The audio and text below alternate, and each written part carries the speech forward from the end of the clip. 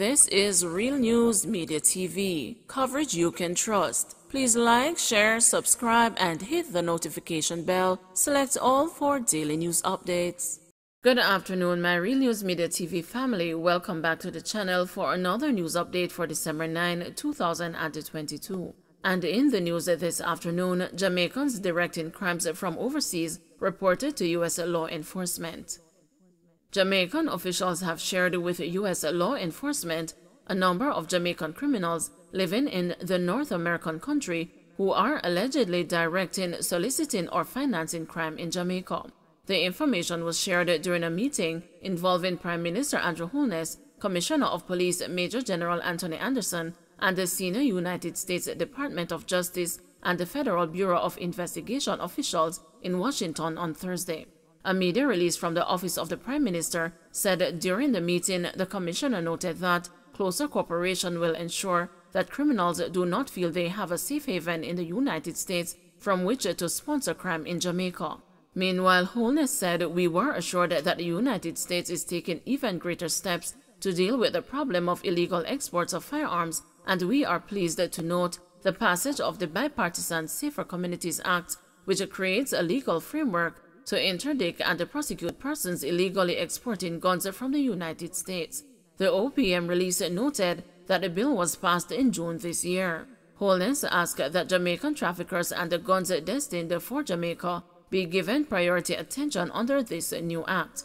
Thursday's high-level meeting of law enforcement and the security agencies was convened to discuss the growing threat of transnational criminal gangs, organized criminal violence, and the trafficking of illegal guns into Jamaica. The OPM said the meeting reviewed existing programs and partnerships, identified the gaps to be closed, and explored new opportunities to advance collaboration. Opportunities for further expansion of institutional and human resources capacity building and training were also explored, it added. Canada urges caution for travelers to Jamaica. The government of Canada has issued a travel advisory warning its citizens to exercise a high degree of caution in Jamaica due to the high level of violent crime. The advisory was issued despite the widespread state of emergency declared by Prime Minister Andrew Holness to curtail the surge in gang violence and murders. According to the Government of Canada's Travel Advice and Advisories notices, travelers entering Jamaica should exercise a high degree of caution due to a high level of violent crime. It advised its citizens that a state of emergency was declared in several parishes until December 19. The advisory says that during this period, security forces have increased the right to conduct searches, seizures, and detain persons of interest. It warned citizens that if they are traveling in the affected areas, they may be subject to searches by members of the security forces.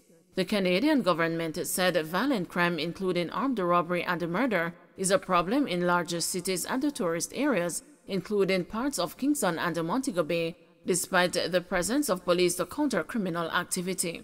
It informed the citizens that the availability of firearms is widespread, and most violent drug and gang-related crimes, especially murder, involve firearms.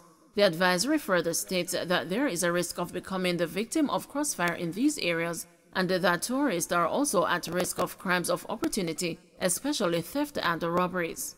Canada told its citizens that crime tends to be concentrated within what the police refer to as traditional hotspots or high-risk communities, but can take place anywhere and at any time. Man charged after leaving his ID at a robbery scene. A man who ran leaving behind his identification card and a cellular phone at the scene of a crime in Knockpatrick, Manchester on October 3 has been charged with shoplifting and larceny.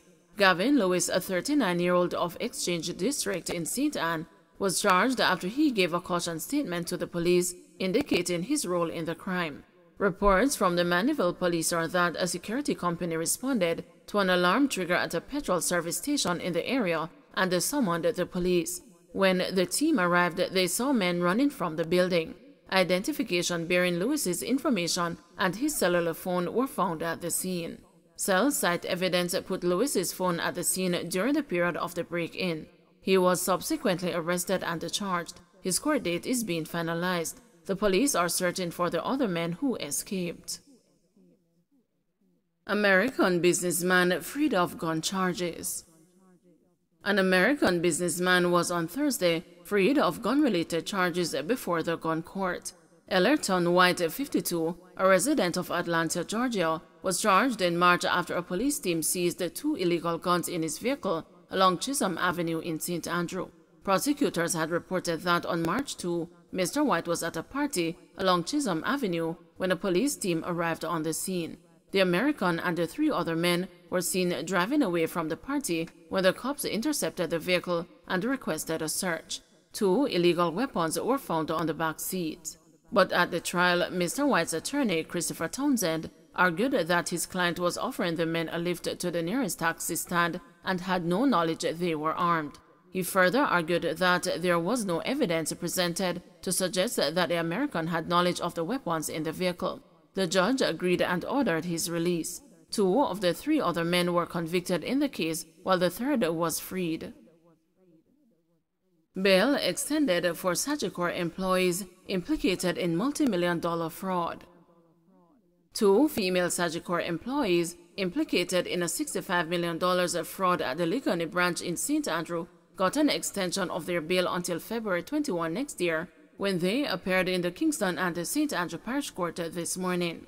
Malika McLeod, 42, a personal banker, and Tricia Moulton, 40, manager at the branch, were arrested and charged in October. This morning, when the case was mentioned, the court was informed that the file is incomplete. Consequently, a new mention date was scheduled. Parish Judge Venice Blackstock Murray, in the meantime, ordered partial disclosure by January 9.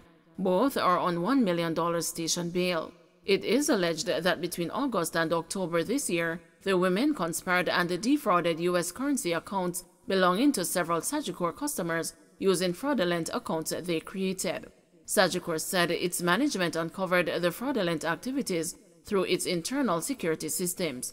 The bank, in a statement, said the investigation was handed over to the Jamaica Constabulary Force on Friday, October 21, and the implicated employees were suspended to facilitate the investigation. King's Counsel Peter Champagny represents McLeod.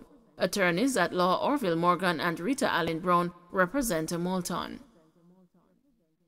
PSOJ disappointed with government bungling of SOE regulations.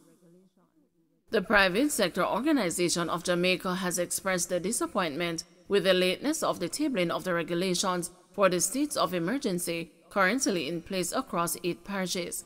It is the regulations that give the security forces the extraordinary powers needed to deal with the emergency. Without the regulations being in place, the security forces are only able to exercise their normal policing powers, the PSOJ noted in a media release on Friday.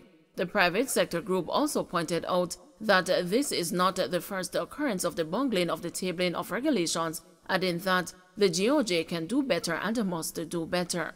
A little more than 2 hours after Clerk Valerie Curtis announced the tabling of the emergency powers regulations in Parliament on Tuesday, the document was withdrawn for review by Attorney General Dr. Derek McCoy.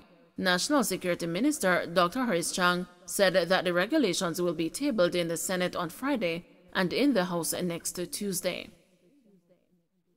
Don't forget to like, share, subscribe, and hit the notification bell. Select all for daily news updates.